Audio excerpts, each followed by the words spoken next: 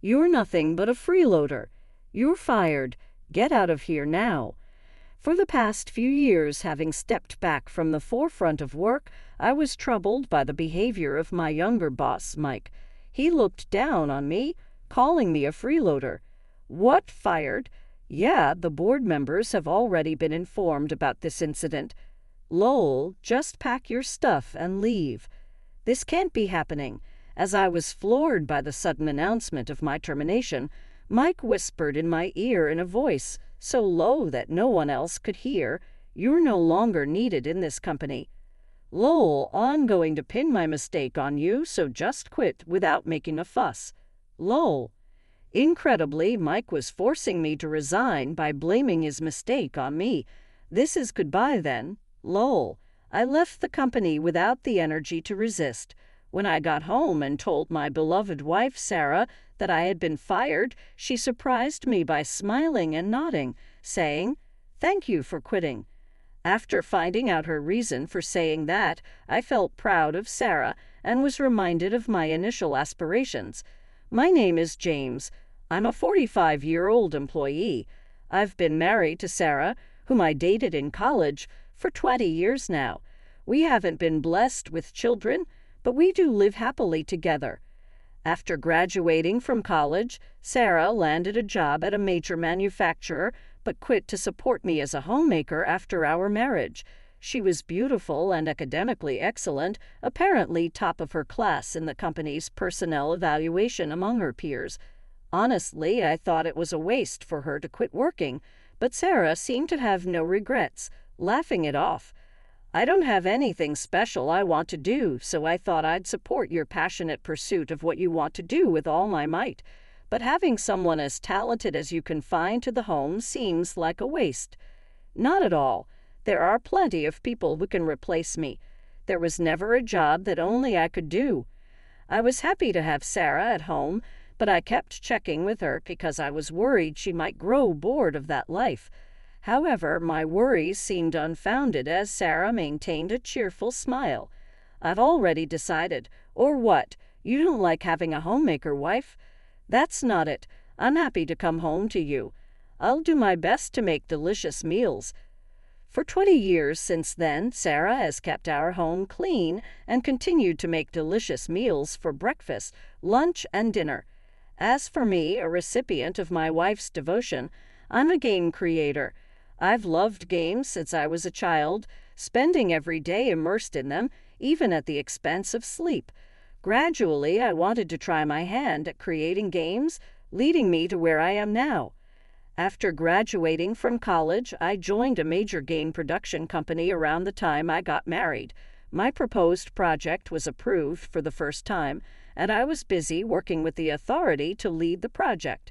Back then, pulling all-nighters was the norm, and I lived the life of just coming home to shower and change clothes.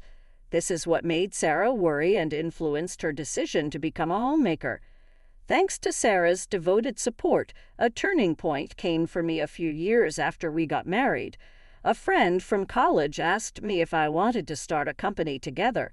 This friend had joined a rival company after college, and they often shared their situation and other information with me over drinks. The proposal to start a business came out of the blue during one of our drinking sessions. "Hey, James, how about we start a mobile game development company together?" "A game development company? Your games are selling like hotcakes, but the rights belong to the company, right? Doesn't that frustrate you?" "Well, I'm satisfied just being allowed to make the games I love. I've never even thought about starting a business." At that moment, I was taken aback and stumbled over my words, having never considered entrepreneurship. "You're so naive. You have the talent. Don't you ever think about using it to do what you want, earn more, and make Sarah happy?" "I don't have such talent." "Then what about the huge success of the new game you were in charge of recently? Was that just a fluke?" "That wasn't just my effort alone." "Stop being so modest. Plus, being a salaried employee comes with so many restrictions. Don't you ever wish you could create games more freely?" My friend's words made me realize something. Indeed, fully realizing my vision for game development was difficult and frustrating as a company employee, which had its limitations. More freedom, I do want that. Are you getting interested? Is it really possible? It's not about whether it's possible or not. We'll make it possible. And so we spent the night drinking and discussing our business plan until late into the night. A year later, we both contributed $20,000 as capital and started a small company. We rented a room in a rundown apartment for our office. My friend handled sales, planning, character design, and backgrounds, while I took on scenario writing and programming, covering all aspects of game development. Over the year before quitting our job, we diligently created mobile game apps. 3 months after starting our business, we began distributing them. Gradually, we gained users and successfully secured sponsors, and our company grew rapidly. Now, 15 years after starting the business, our company has grown into a well-known game development company with over 500 employees and several blockbuster titles. As the company grew, many talented young employees joined, prompting me to step back from the front line of game creation about 5 years ago. I no longer wanted to work the grueling hours of the past, but instead focus on work-life balance at my own pace. Now, without major projects, I serve as a consultant for younger employees and start writing plots whenever inspiration strikes. I go to work early and utilize the flex time system to leave by 5 p.m. That's my life now. However, someone at work is critical of my work ethic. Mike, a young employee who was promoted to manager in just 8 years, always confronts me and looks down on me. Mike has always been ambitious, which I used to admire, but his aggressive attitude has backfired in recent years, where it's been directed at me. Today, as I was reading a document alone, Mike came up from behind and said, "You always seem to be free. Make sure you're actually working too." But I found some interesting material and was just looking through it. Material? Lowell, you're not even handling any significant work, and you're talking big. It's clear as day you're not doing anything. You freeloader. I was at a loss for words at his direct insult. Mike continued, "Why don't you just retire?" Lowell, you getting paid without working is irksome to everyone around here. Now hold on a minute. I do take care of some necessary tasks. Come on, spare me the excuses. Lowell, it's infuriating to see someone like you. If you're not going to work, don't come to the company at all. Facing such harsh criticism every time we met, I was troubled. While I pondered how to deal with Mike, the harassment and verbal abuse escalated daily. Then one day an incident occurred. "Hey, James, what is it?" As I arrived at work in the morning, Mike suddenly called out to me, anger in his tone. "You're making our major sponsors angry. What are you doing?" "Huh, what about the sponsors?" "Don't act like you don't know. Lowell, you rejected all the proposals to feature their products in the game without consulting anyone and just went ahead with the production, didn't you?" "No, what are you talking about?" Mike's yelling echoed throughout the office. In front of many employees, I was berated, feeling like I was on pins and needles. I wasn't even in charge of any game production work involving sponsors. Looking directly at Mike, I could see the laughter in his eyes. "I've overlooked you not doing your job, but I can't stay silent if you start causing losses for the company. You're fired." "Fired?" "Yeah, the board has already been informed about this incident." "Lol, just pack your stuff and leave. This can't be happening." In a voice so low no one else could hear, Mike whispered in my ear, "Our company doesn't need you anymore." Lol, at least with this, I'll let you take the blame for me, a valuable employee. Incredibly, Mike was forcing me to resign by pinning his mistake on me, and he had meticulously involved the board members too. "This is goodbye then." Lol. Saying that, Mike sneered at me and spat out his words. After being berated by Mike, I silently packed my things and left the company without the energy to fight back. I was beyond angry and actually oddly calm. Mike had threatened me with termination, but I knew it wasn't so simple to just fire someone. However, I couldn't bear the thought of working with Mike any longer, and I decided it was best to leave the company.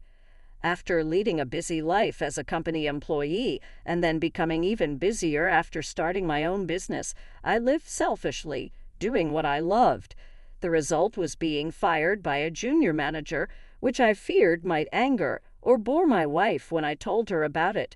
It was just past noon on a weekday when I returned to my apartment, thinking that I had never come home at a time like this. My wife greeted me with surprise. "I'm home." "Welcome back. What happened today? You're early." "Yeah, actually." I told my wife all about the termination incident. "Really, it's embarrassing that this happened, but I'm quitting the company." My wife, listening silently until the end, nodded with a full smile, different from the angry face I had imagined. "Yes, I think it's good.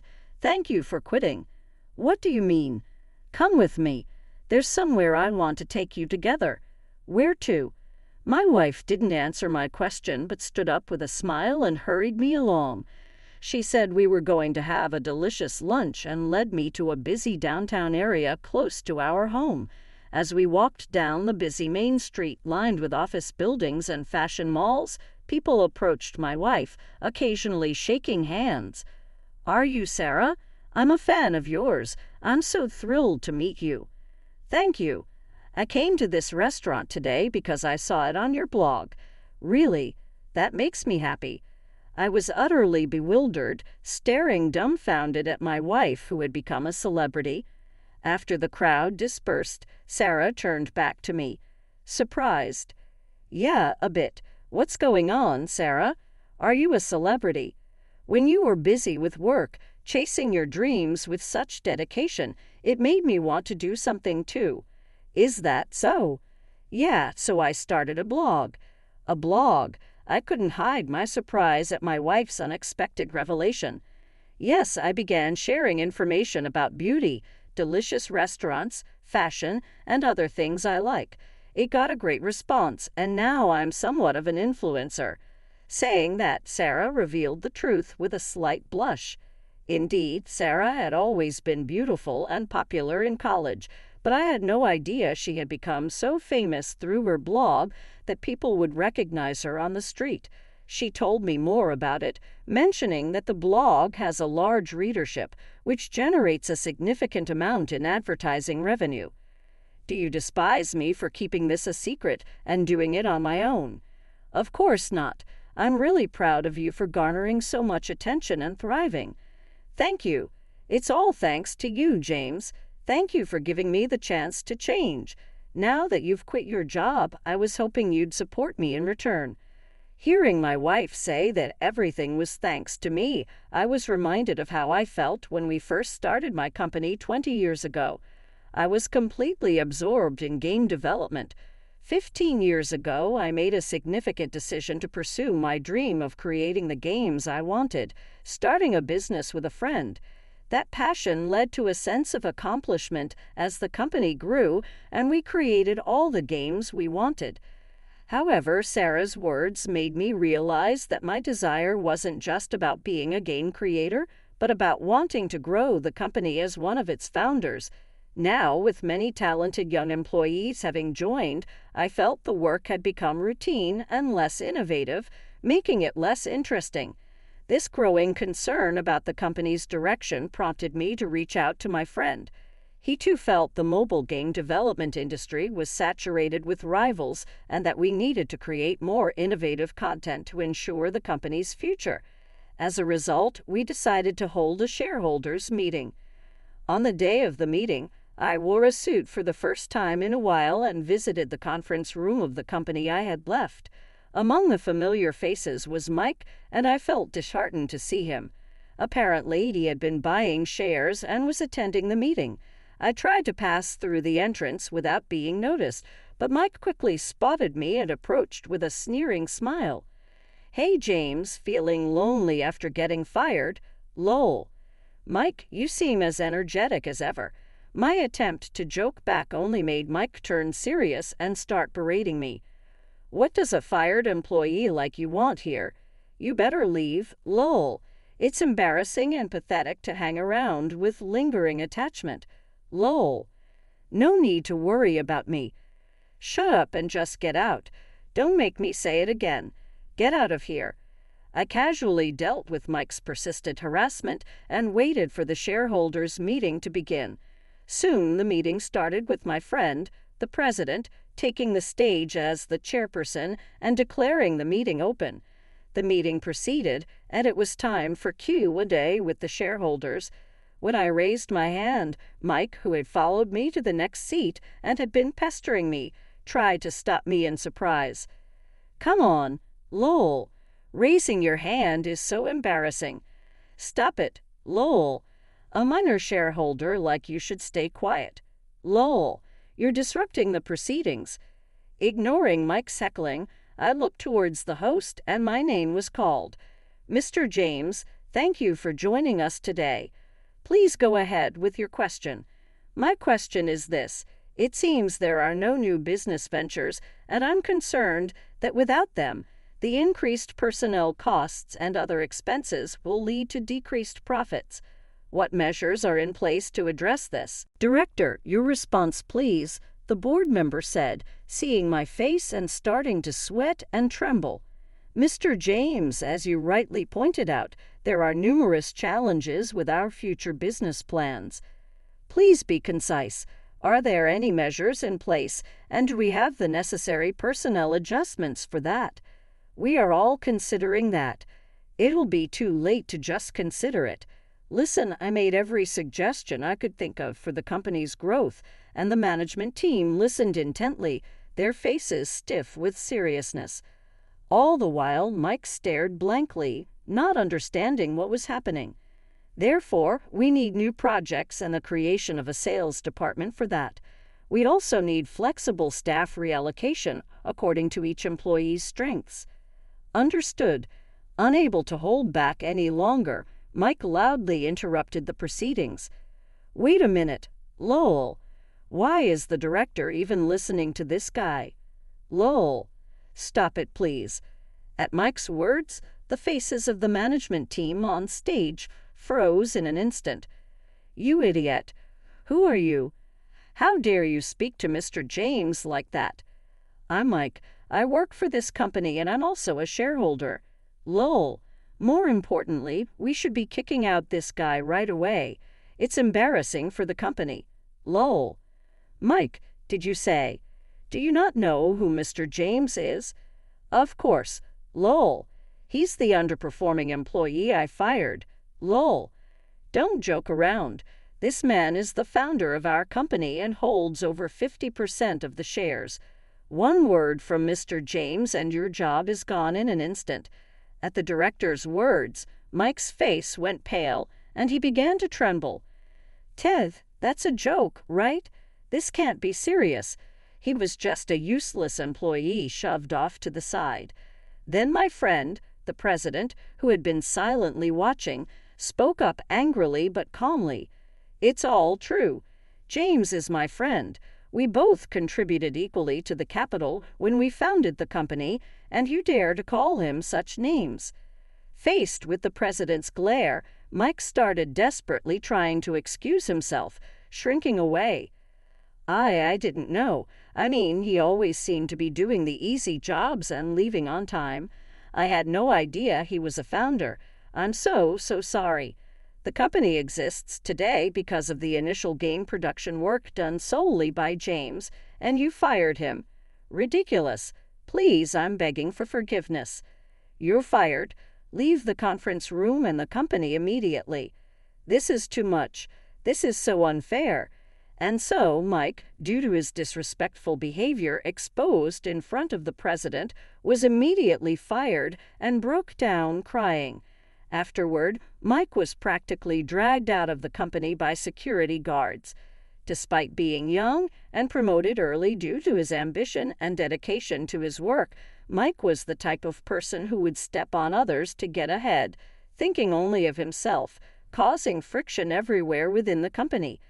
This behavior led to smooth operations being hindered and numerous issues with business partners, prompting the company to consider actions until his appalling attitude towards me was exposed, resulting in a direct termination from the president. After Mike was gone, employees who had been intimidated by his arrogant attitude could work more freely and happily, improving the workplace environment.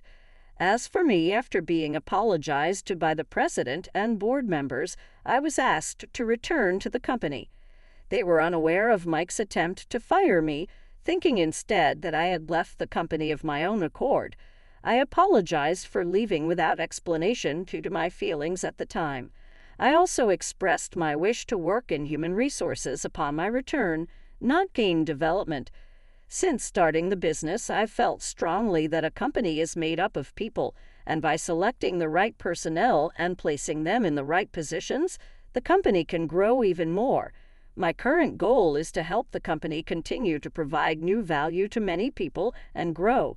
That's why I find my role in recruitment so fulfilling. Since taking charge of HR, I've focused on selecting employees whose desires align with the company's vision, significantly reducing workplace conflicts. Although I sometimes get asked to help with game development, I turn down all such requests. I believe that dedicating myself fully to what I truly want to do yields better results than before. No matter how much the company grows, I plan to continue focusing on recruitment in my work, valuing people above all else.